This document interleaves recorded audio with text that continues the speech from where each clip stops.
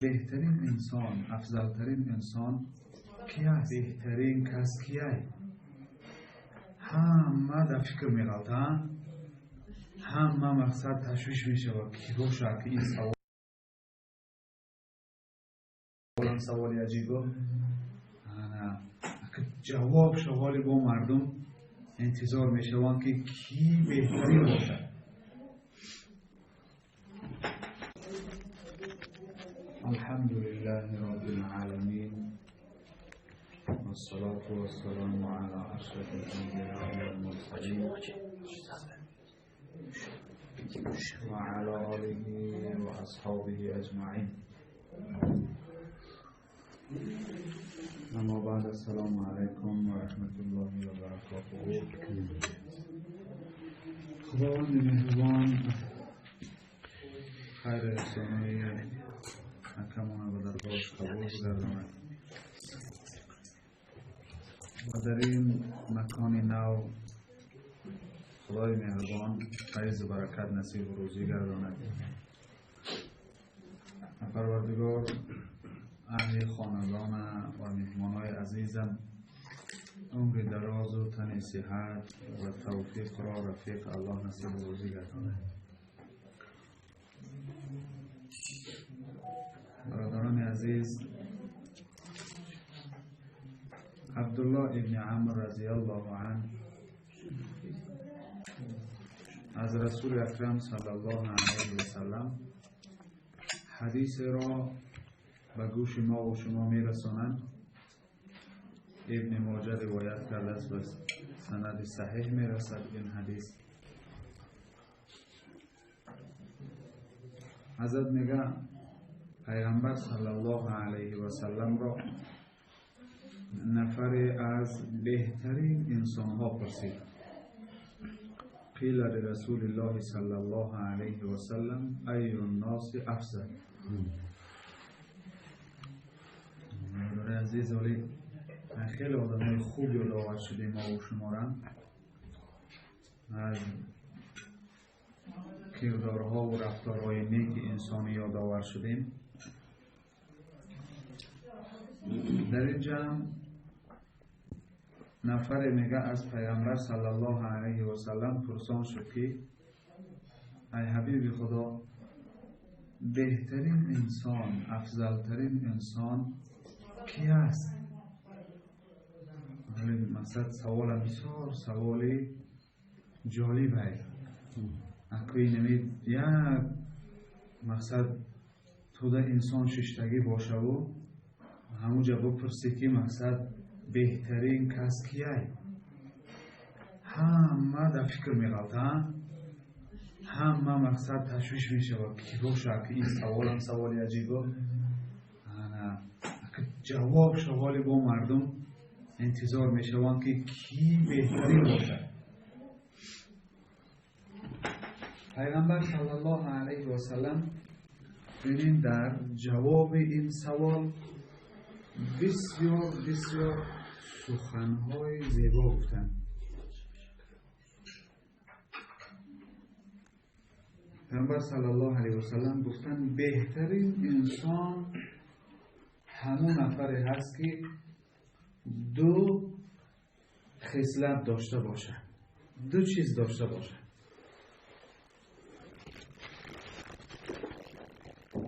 کل مخموم القلب و صدوق اللسان.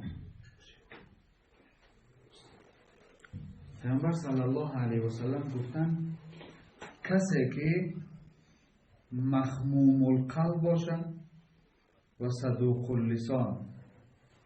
صحابه گفت که سوال دهنده گوه حبیب خدا ما مثلا صدوق اللسان شد میدانیم، یعنی زبانی راستگو. ایشا فهمیدیم که مقصد صدوق اللسانش چیزی کلمه آسانه که انسان مقصد یک خصلتش همی باشه که زبانی راستگو داشته باشه، یعنی دروغگو نباشه، همیشه راست بگه. اما مخموم القلب چه نفهمیدیم. این مقصد یک کلمه مرکبه. معناش چیه مخموم القلبش؟ پیامبر صلی الله علیه و سلم گفتن کل تقی نقی لا اثم فیه ولا بغی ولا غل ولا حسد. پیامبر صلی الله علیه و سلم گفتن مخموم القلب کسی را میگن که او این نشانه ها را داشته باشد. تقی یکم ای که با تقوا باشد. حضرت علی آیت مثال آوردن که جنت مقصد کسی را داده می شده است که او از دو چیز در او دیده شود. یکیش ترس الهی. در اینجا پیامبر صلی الله علیه و سلم گفتن یکم نشانه مخموم القلب همینه که تقوا در او دل باشه و نقی دل پاک باشه. دل پاک. حالی در شعار موارم هست در تاجیکات که دل تازه باشه. همین سخن هست در داخل ما. گفت در دل تازه باشه.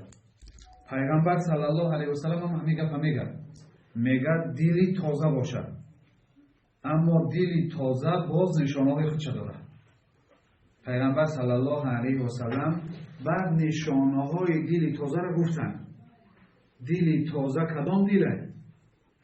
دلی تازه مقصد چگونه دل باشد؟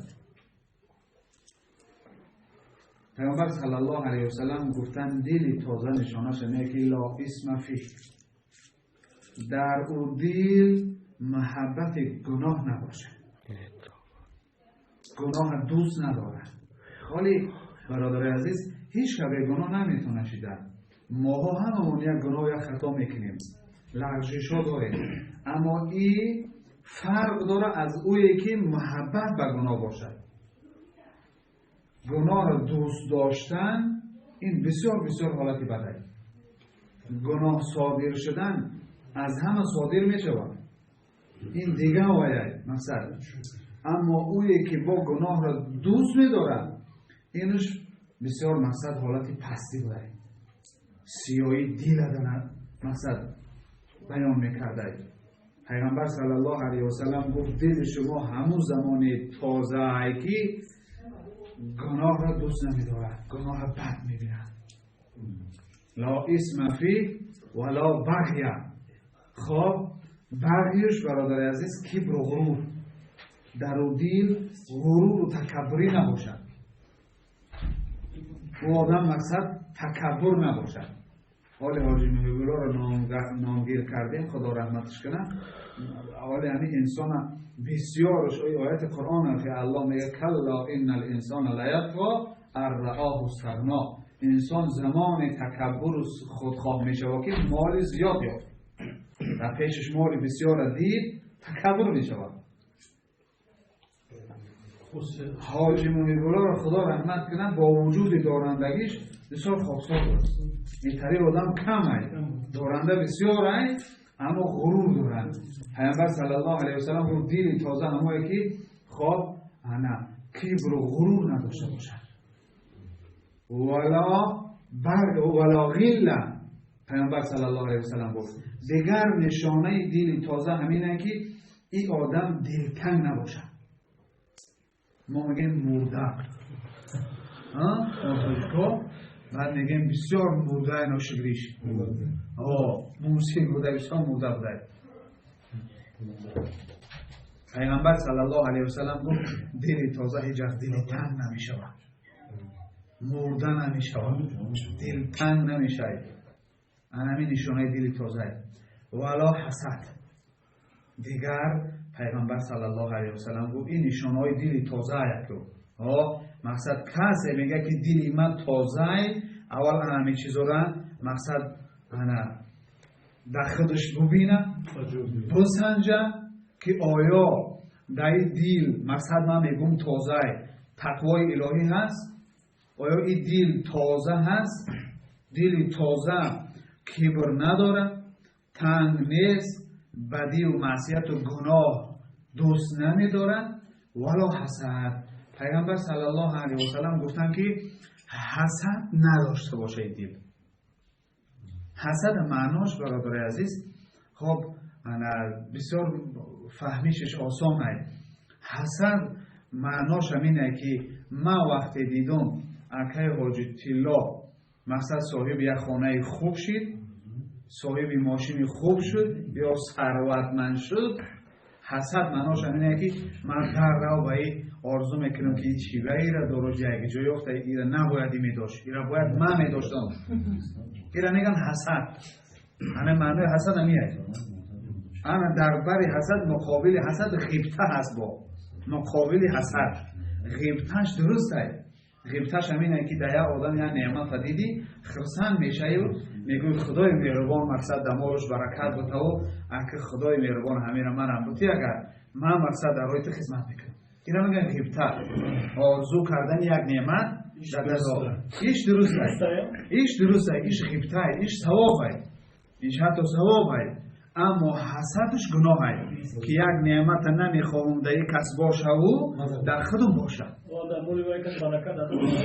بله اگر گفتم که خدا مقصد زیادش کنه، خدا دوتاش نصیبش کنه به فرزندکاش، لیکن خدای مهربان که همین ای فضل داد رو مرم بودی با مقصد بهتر میشه و آرزوی نعمت کنی، اینش غیبته. اینش درسته. پیغمبر صلی الله علیه و سلم گفتن ولو حسد، دل پاک حسد نداره. دل تازه هیچ وقت حسد نداره. حالا همین دوره‌های ما و شما حسدخوری بسیار زیاد شده. دشمناگری بسیار زیاد شده است. یک کس بینه بیچاره یک ماشین نو بگیره، حق خدا داده است شوخی. راضی تو نیستی. ما خودمون که نه همتی دادن داریم، با خدا که میده ما بخیلی میکنیم. اگه جای افته است، اگه جای آورده است، صدها به تهمت‌های دیگر را در برش و آدم در مقصد چی میکنیم؟ حواله میکنیم. حالی علما در زیر همی حسد میگن اگر انسان حسد داره او بر رازق بودن الله ایمان نداره. بر رازق بودن الله ایمان نداره. برای که خدا او را داده من بخیلی میکنم، یعنی در کارخانه خدا کار میگیرم. چی وقت خدا او را دادی؟ این معنای حسد این خیلی میشود. این با تاجیکی سوالش بگیریم همین خیلی میشود که خدا را کاردار میشه که خدا چی وقت او را دادی؟ این مقصد بسیار بسیار کار ناخوبه. این حدیث ابن ماجه به روایت صحیح روایت میکنه که پیغمبر صلی الله علیه و سلم گفت شماها بخواهین بهترین باشین انا همین خصلت‌ها رو داشته باشین. یکی مخموم القلب که ترجمه و تفسیرش گفتیم، یکی صدوق اللسان، این راستگویی و دلی بسیار پاکی درست.